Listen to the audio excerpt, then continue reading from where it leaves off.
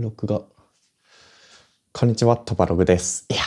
ついにですね、届いてしまいました。これもうほぼ令和最新版のブラックベリーです。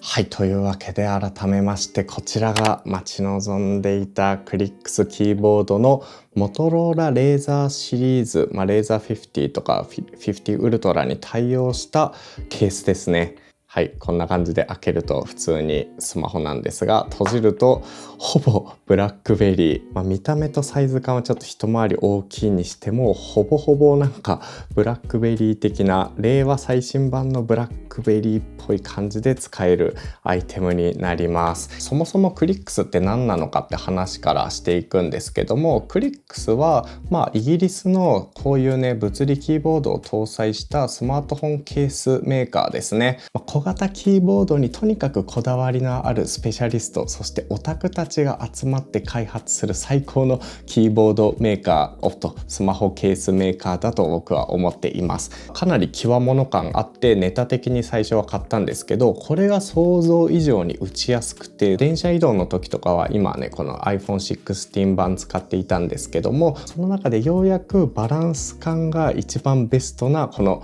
キーボードが出たっていうところで今回レビューする形です。で実際にね手元に届いてしばらく使ってみたんですけど、めっちゃいいんですよこれ。なんといってもこの重さのバランス感ですかね。結構このぐらいでなんか重量バランスが来ているので、手をねこの後ろの位置にこう回していてもこのぐらいでちゃんとねバランスが取れるから、重さをほぼ感じずにタイピングに集中できるみたいな、そこがいいです。 iPhone だと結構重量バランス的にちょうどいい位置が、この辺なんですよね。キーボード部分を集中して持とうとすると頭の部分が結構重いんですよ。これだったらちょうどいい位置でホールドしながら入力ができるんですよね。これ最高です。ちなみに重さに関してはスマホを装着した状態で 257g、 ブラックベリーが 128g だったんで倍ぐらいの重さにはなっています。完全にこの当時のサイズ感とはいかないにしても、なんかこのウエイトのねバランスホールド感は結構近いで、もちろんね中身は普通にフルの Android で、こんな感じで例えば Google Keep ですぐにねサクッとメモが打てるみたいな感じでこうメモを打ったりとか、あとはこんな感じで Gmail でねメールを打つみたいなことも可能です。こういう系のキーボードを搭載したデバイスって今もいろいろ出てるんですけど、日本人にとって結構重要なのってやっぱ LINE なんですよね。普通にこのまま LINE でテキストで入力できます。そしてもちろん Slack とか、あとNotion とか Note とか Android ベースなので、全ての Android でアプリで動くものはこれでねテキスト入力ができるっていうのが一個メリットとしてかなり大きいところかなっていう感じです。はい、で皆さん気になるのはキーの配列だと思うんですが、キーの配列は結構クリックス特殊なんですが、その中でもひときわ結構特殊な配置をしています。これはねちょっと前の iPhone 版のものと比べてもらうと分かりやすいんですが、前のやつは数字キーがね上にダーってなっていて、ここと同時押しでこの数字を押すっていう感じだったんですが、今回はちょっとね点キーっぽい配置になっていますね。これなんかどっかで見たことあるんですが、ブラックベリーもここが点キーになっていて、この T と Y の上にねカッコが来ていたり、ここにドルマークが来ていたり、その辺がねちょっとこのブラックベリーの配列を踏襲した形になっています。もう少しちょっといろんなところで使っていきたいですね。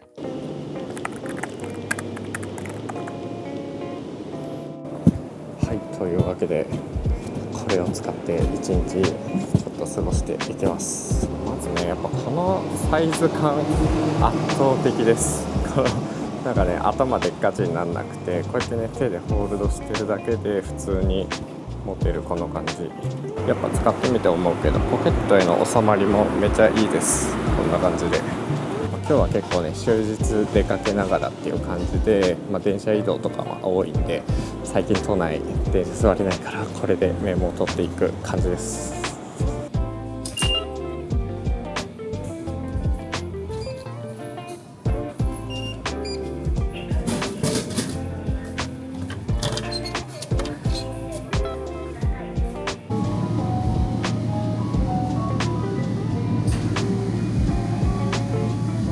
亀がオタクの聖地です。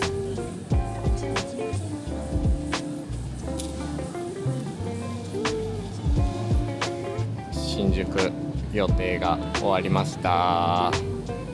高層ビルでかいです。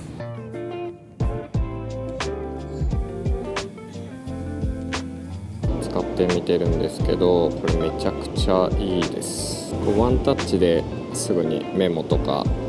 LINE とかそういうのにね飛べるっていうのがめっちゃ最高です。で結構ノーションでメモをしようとしてたんですけど、なんかノーションだとあんまりメモがうまくいかず、こうね入力してる時にオフになっちゃったりしたんですよね。あ、今は大丈夫かな。なんかさっきダメで、ちょっとオブシディアンメモをねちょっと前から始めてるんで、オブシディアンで入力していくっていうスタイル。これもなんかねサーバーみたいなのは Google ドライブに今保存していて、 PC とか Mac とかあらゆる端末からログインできるようにしてるんですけど、こんな感じで Android でもしっかりと別アプリを使うことで、ちゃんとねオブシディアンで使えるようになってます。実際に使ってるんですけど、画面は若干狭めです。こんな感じで横長のディスプレイみたいな感じになってしまって、こっちの下はね使えていないので、ちょっと狭めではあるんですけど、表示を小さくすれば割といけるんじゃないかな。こういうテキストメモだったら全然ポメラぐらいの感覚で縦でね結構な行数10行12行ぐらいまでは多分表示できるので全然問題ないです。逆に情報を見るとかだとちょっときついかな。こんな感じ、地図とかめっちゃ狭い。ツイッターとかもね1投稿全部表示されないですからね。こんな感じ、テキストだけギリわかるけどみたいな、こういう感じなんで、閲覧とかするならこうやってね開いておとなしくこのまま見ながら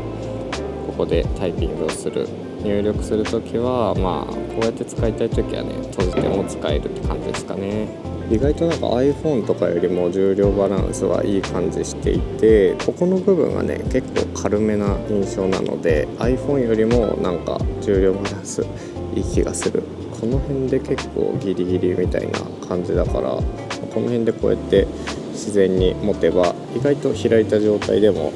自然な印象です。結構これがいい。やっぱ課題はカーソルかな。カーソルキーがこことここの2個押してカーソルモードみたいな感じになるはずなんですけど、微妙にあれなってないみたいなことがめちゃくちゃあります。今はなってるけど、これで打つと今はなってるな。ただこの、言語切り替えとかも含めてねなんか微妙に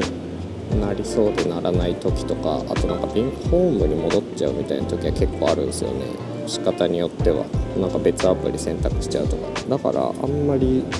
カーソルは使えない。キーマッピングさせてくれい。こんな感じで使えるのはいいですね。お財布携帯とかも使えるし、ポケットにも入る物理キー。令和版ブラックベリー。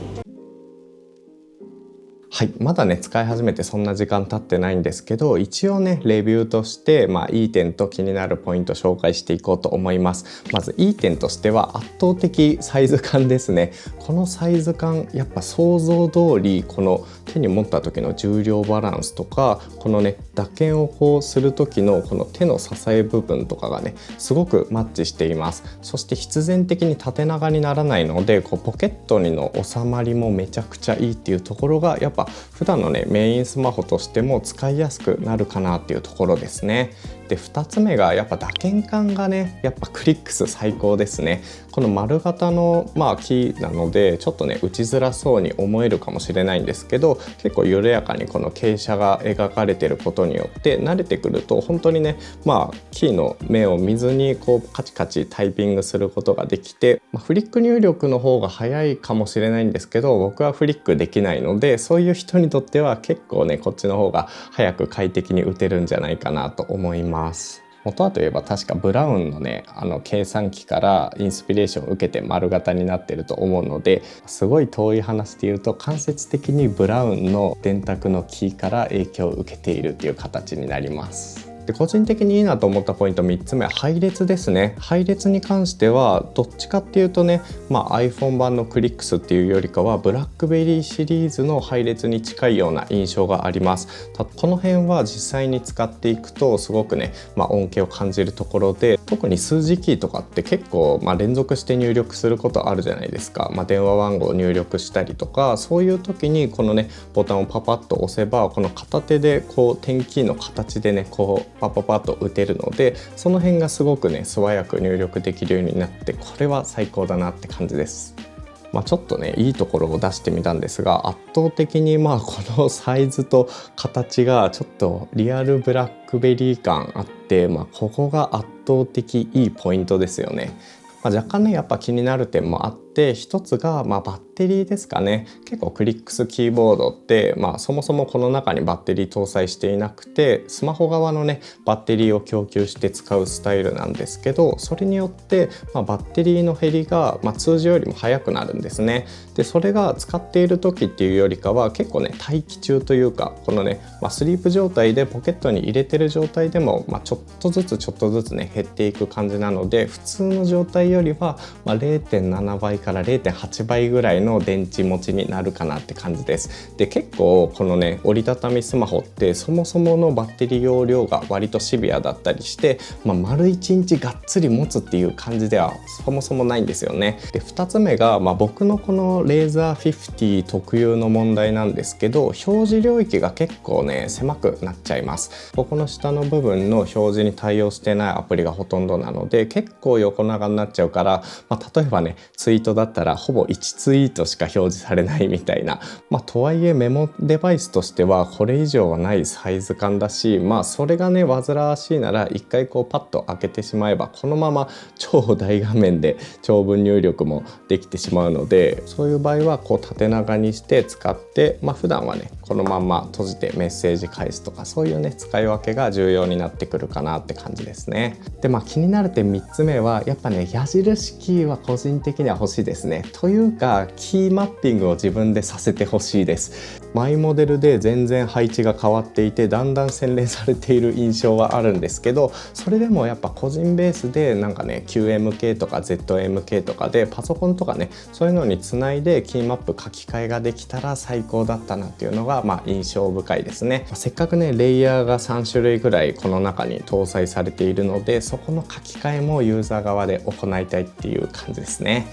とはいえこのサイズ感で Android を搭載していて、普段からね日常で使えるお財布携帯も備わっているみたいなねスマートフォンにできるのはもう唯一無二のアイテムだと思うので、これをね販売してくれたこと自体にもうクリックスには感謝しています。できれば白モデル、あとはキーのマッピング機能もつけてくださいっていう感じですかね。はい、というわけで今回の動画はこれで終わりにしようと思います。トバログではこの動画の他にもルームツアーだったりいろんなガジェットのレビューをしているので、ぜひチャンネル登録もしていってください。あと最近トバログはエッセイ的な本を出していて、ここでね好きなガジェットについて、熱量高くテキスト化しているっていうものがあるので、よかったらね概要欄の下の方のリンクからチェックしてみてください。というわけで次の動画でお会いしましょう。トバログでした。いや